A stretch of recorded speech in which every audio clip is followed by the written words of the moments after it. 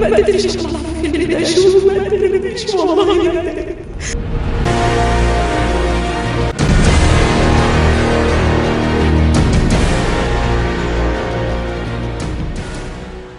يوم الثلاث الموافق 30/9/2015 بلاغ يروح لاسم شرطة مركز أبو كبير محافظة الشرقية بإن في 3 جثث في مرحلة التحلل، وبسرعة رجال الشرطة بتتحرك وبيتم نقل الجثث لمصلحة الطب الشرعي اللي أكدت إن عدد الطعنات في كل جثة من 15 ل 21 طعن. مين الجثث دي وإيه الدافع اللي كان ورا المجزرة البشعة دي؟ قضية فيها تفاصيل كتير جدا. اللي في الصورة ده الحاج علي، وكيل وزارة سابق في الكهرباء. الراجل ده عايش في بيت متطرف عن الجزيرة، ما خلفش صبيان وعايش هو ومراته الحاجة هانم بس لوحدهم، وبناته متجوزين وعايشين في محافظة تانية. وده عاطف نسيب الحاج علي ومن نفس العيلة. عاطف جاب سنارة وراح عند الترعة اللي قدام بيت الحاج علي، وبقى يقعد هناك بالساعات. الناس تشوفه تقول بيصطاد، لكن الحقيقة انه بيراقب كل تفاصيل حياتهم، مين بيدخل مين بيخرج. عاطف فعلا مراقب كل حاجة، كل تفصيلة ممكن تبقى الفرق بين جريمة كاملة او فشل يسلموا الحبل المشنقة. في نفس الوقت تليفون عاطف ما بيهداش، العصابة كلها مستنية التفاصيل، كل يوم جزء من الخطة بيكمل وبيقربوا اكتر من ساعة التنفيذ. الساعة 8 بالليل ركبت العصابة العربية ومعاهم سلالم وحبال وخطافات وخنجر وبخاخ مخدر. ولما وصلوا بيت الحاج علي نزلوا كل حاجة من العربية وحطوها جنب البيت، وبعد ما نزلوا العدة دي سابوها ومشيوا، واتفقوا انهم هيرجعوا تاني قبل الفجر علشان ينفذوا. الليلة دي كان فيها مفاجآت ما كانوش عاملين حسابها. يا ترى الليلة دي هتكمل زي ما هم عايزين ولا الدنيا هتقلب عليهم؟ يا ترى العصابة دي مين وكانوا رايحين يعملوا ايه؟ قضية فيها تفاصيل كتير جدا، من تخطيط العصابة وفشلهم اكتر من مرة واصرارهم، ده غير الخيانة اللي حصلت ما بين افراد العصابة نفسها. قبل ما نعرف ايه اللي حصل في الليلة دي، تعالى الاول نعرف هو مين الحاج علي. الحاج علي 73 سنة، ساكن في جزيرة الشيخ تبع مركز ابو كبير محافظة الشرقية. بيشتغل وكيل وزارة في الكهرباء وطلع معاش سنة 2002. وبشهادة اهل المنطقة كلهم الحاج علي فعلا راجل من زمن الطيبين، راجل من النوع اللي ياما شال ناس وفتح بيوت وعمل خير من غير ما يستنى كلمة شكرا. طول عمره هو بيشتغل في وزارة الكهرباء ووظف ناس كتير وفضل سند للغلابة حتى بعد ما طلع معاش. اي حد عنده مشكلة يروح له وهو بكلمتين مع معارفه يحلها، لا بياخد حاجة ولا بيستنى مقابل. اللي محتاج وظيفة واللي عنده مشكلة واللي مظلوم الحاج علي كان دايما في ظهرهم. بنى بيته في وسط الأراضي الزراعية وعمل البيت كله من تحت زاوية كبيرة للناس يصلوا فيها. الحاج علي الراجل الطيب ده كان وراه زوجته الحاجة هانم، ست طيبة جدا خيرها سابقها في كل مكان، طول عمرها بتدعمه وتساعده في عمل الخير، وحقيقي بيتها كان مفتوح للقريب والغريب. الحاج علي وزوجته الحاجة هانم ما خلفوش صبيان، لكن عمرهم ما حسوا بالنقص ولا اشتكوا من اسمتهم، وكانوا دايما بيقولوا ان البنات بركة واللي ربنا يبعته هو الخير كله. وكان حامد ربه على رزقه في السيرة الطيبة وحب الناس ليه، ربى بناته احسن تربية وجوزهم واطمن عليهم، وحياته كانت هادية. وفي يوم الحاج علي قرر انه يبيع قطعة الارض اللي جنب البيت، وفعلا باعها بمبلغ كبير. عاطف نسيب الحاج علي اللي ساكن معاه في نفس الجزيرة لما عرف ان الحاج علي باع ارضه وقبض فلوسها دماغه قلبت ورسم خطة، وقرر انه هيسرق الحاج علي. وللعلم عاطف كان معروف عنه في الجزيرة انه شخص نصاب. في الوقت ده عاطف شاف ان الموضوع ده لقطة، حاجة سهلة وفلوس كتير في بيت بعيد عن الجزيرة، ده غير ان الحاج علي راجل كبير في السن ومش هيقدر حتى انه يقاوم هو ومراته الحاجة هانم اللي لو مهما استغاثوا مفيش حد هيسمعهم. عاطف رسم خطة وحبكها كويس، خد بعضه وراح على مزرعة واحد صاحبه اسمه محمد مصطفى، وقال له ان الحاج علي خد منه 35,000 جنيه في مقابل انه هيوظفه في الكهرباء، وان الفلوس دي عدى عليها وقت. ولما جه يطلبهم بعد فترة الحاج علي طنشه ومرضيش يرجعهم. 35,000 جنيه في سنة 2015 في الوقت ده كان مبلغ مش قليل، وأي حد هيسمع الكلام ده أكيد هيتعاطف مع عاطف. عاطف وعد صاحبه محمد إنه لو ساعده في إنه يرجع الفلوس دي من الحاج علي هيكون ليه نصيب فيها. محمد اقتنع بالفكرة وحسبها في دماغه بنفس طريقة عاطف، بيت متطرف بعيد عن الناس لا حد هيسمع ولا هيشوف، ده غير الحاج علي راجل كبير في السن لا هيجري ولا هيقاوم، وفلوس كتير وإنها فرصة مش هتتكرر. وحسب الموضوع على بعضه وشافوا انه ما فيهوش مخاطره ولا صعوبه وكل حاجه هتكون لصالحه. ووافق محمد وقال لصاحبه عاطف يسيب المهمه دي عليه وهو هيخلصها. عاطف قال له انه راسم خطه ما تخرش الميه، وهي انهم هيستنوا الدنيا تهدى والناس تنام ويروحوا بالليل ومعاهم سلم ويطلعوا من البلكونه ويدخلوا وياخدوا الفلوس ويمشوا. لكن محمد كان ليه راي تاني خالص. محمد مصطفى كان شايف ان العمليه دي كبيره وكمان هتعوز رجاله تكون فاهمه الشغلانه ومتعوده على الشغل،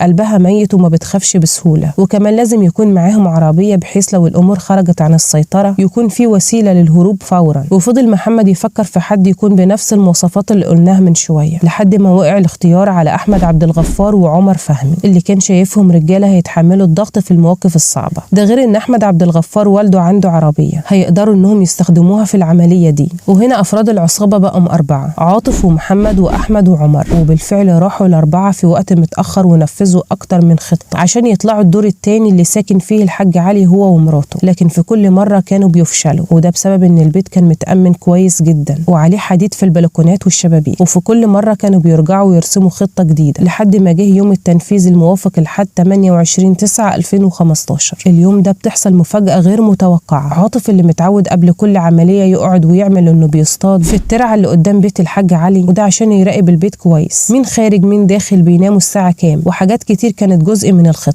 طبعا كان بيبلغ كل التفاصيل دي لباقي أفراد العصابة. عاطف في اليوم ده شاف أخت الحاج هانم اللي ساكنة في محافظة تانية جت علشان تزورها وتقعد معاها كام يوم. في اليوم ده عاطف وباقي أفراد العصابة اتفقوا إنهم مش هيأجلوا العملية دي أكتر من كده، وإنهم هينفذوا الخطة في اليوم ده. وكده أصبح في بيت الحاج علي 3 أفراد: الحاج علي ومراته الحاجة هانم وأختها الحاجة فوزية اللي ساكنة أصلا في إسماعيلية، وكانت بتيجي كل فترة لأختها هانم تزورها وتقعد معاها كام يوم. وبالفعل بتيجي الساعة 2:30 قبل الفجر وتروح العصابة علشان تنفذ العملية. في الوقت ده العصابة خططت لكل حاجة وكل واحد كان ليه دور، واتفقوا إن كل واحد يعمل الدور بتاعه من غير ما يسيب وراه أي دليل. أحمد عبد الغفار وعمر هيربطوا السلالم في بعضها وهيساعدوا محمد مصطفى إنه يطلع للدور التاني، وبعدين هيطلع عمر وهيسحب السلالم للدور التالت بمساعدة أحمد عبد الغفار. وبالفعل محمد ربط نفسه بالحبل بمساعدة عمر وخد معاه خنجر وبخاخ ومخدر ولزق، وبعدين هيطلع عمر وهيسحب السلالم للدور التالت بمساعدة أحمد عبد الغفار علشان هما الاتنين أحمد وعمر هيساعدوا محمد. وبالفعل محمد ربط نفسه بالحبل بمساعدة عمر وطلع محمد للدور التالت. ولحد هنا عمرو وأحمد دورهم خلص. أما عاطف فكان بيراقب من بعيد لبعيد علشان هو أصلا قريب الحاج علي ومعروف جدا للعيلة. محمد لما طلع الدور التالت اتفاجئ إن الشقة دي فيها طيور وكمان عليها باب محكم الغلق، ولأن محمد كان لازم يلاقي حل بسرعة قبل ما النهار يطلع والناس تشوفهم. في الوقت ده محمد طلع تليفونه واتصل على عمرو اللي كان واقف مستنيه هو وباقي أفراد العصابة تحت البيت، وقال لهم إنه هيضطر إنه يستنى للصبح لحد ما الحاجة هانم تطلع تأكل الطيور وتفتح الباب، وقال لهم كمان إنهم ياخدوا السلالم والحبال ويمشوا قبل النهار ما يطلع والناس تشوفهم. وبالفعل ده اللي حصل. عاطف وعمرو وأحمد لموا الحاجة وركبوا العربية ومشيوا، وفضل محمد على تواصل معاهم بالتليفون. وفضل محمد قاعد مستني الحاجة هانم تطلع تأكل الطيور لحد ما جت الساعة 10 الصبح وتطلع الحاجة هانم زي عوايدها كل يوم علشان تأكل الطيور. في اللحظة اللي دخلت فيها الحاجة هانم وشافت محمد خافت وفضلت تصرخ. محمد مسكها وسد بقها بإيده وساعتها حاولت إنها تفلت منه، وفي أثناء المحاولة دي محمد حس إنه خلاص هيتكشف، وقبل ما يفكر كانت السكينة مطعونة في جسمها. وكمل محمد لحد ما وصل ل21 طعنة وفضل قاعد جنبها لحد ما ماتت، وقطع ودانها وخد الحلق منها وخد كل الذهب اللي كانت لابساه. ولأن محمد مصطفى ما كانش داخل يقتل، هو كان داخل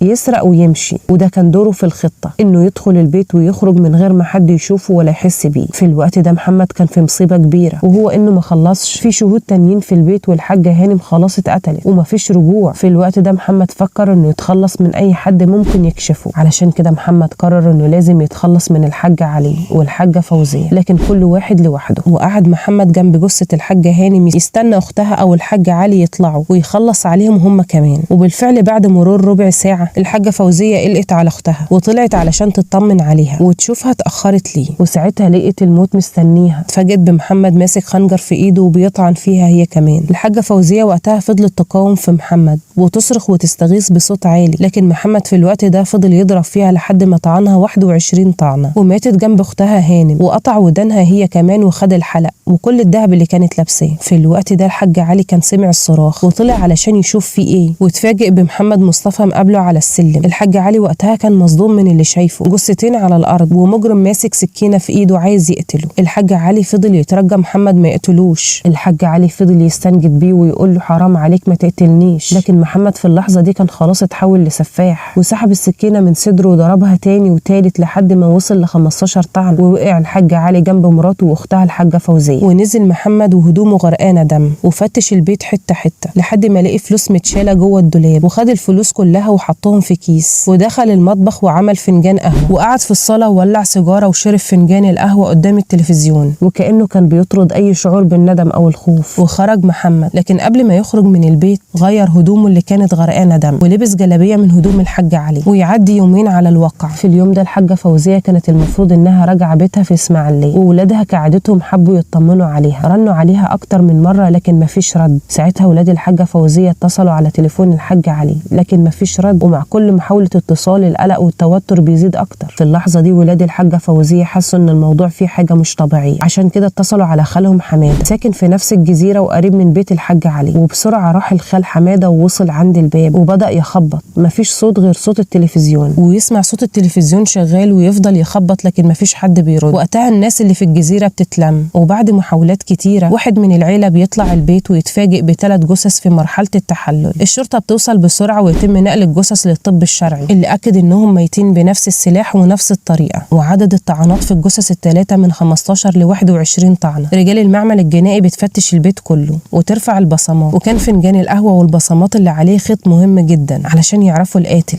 ده غير شهادة الناس اللي في الجزيرة إنهم شافوا عاطف وأحمد ومحمد وعمر بيترددوا على بيت الحاج علي أكتر من مرة. وأمرت وقتها النيابة بدفن الجثث ال3، وراح معاهم عاطف المقابر وكان أول واحد بيشارك في دفن الجثث بحكم صلة القرابة وإنه واحد من العيلة. وكمان راح عزة ولاد الحاجة فوزية في الإسماعيلية. في الوقت ده كان طلع تقرير المعمل الجنائي بمعاينة مسرح الجريمة، وقدروا يعرفوا من البصمات القاتل. وطلع البوليس علشان يقبض على محمد مصطفى اللي ما كانش ساعتها موجود في البيت. محمد لما عرف من عاطف إن البوليس راح له البيت علشان يقبض عليه شرب سم فيران وانتحر ومات في الحال. الشرطة لما نزلت تعمل تحرياتها في الجزيرة وسألوا الناس اللي أرضهم جنب بيت الحاج علي، الناس دي قالت لرجال الشرطة إنهم شافوا عاطف قبل الواقعة بيتردد حوالين بيت الحاج علي، وكان أغلب الوقت وهو قاعد بيصطاد قدام البيت على غير العادة. وبالتحقيق مع عاطف والضغط عليه، عاطف بيعترف بالجريمة، ومن خلال تليفون محمد قدرت الشرطة تعرف باقي أفراد العصابة اللي اعترفوا بكل حاجة، وقالوا كمان كل حاجة محمد قالها ليهم عن يوم الواقعة. وتم الحكم بالمؤبد على أفراد العصابة عاطف وأحمد عبد الغفار وعمر فهمي. وبكده تكون خلصت الجريمة الأصعب في مركز أبو كبير.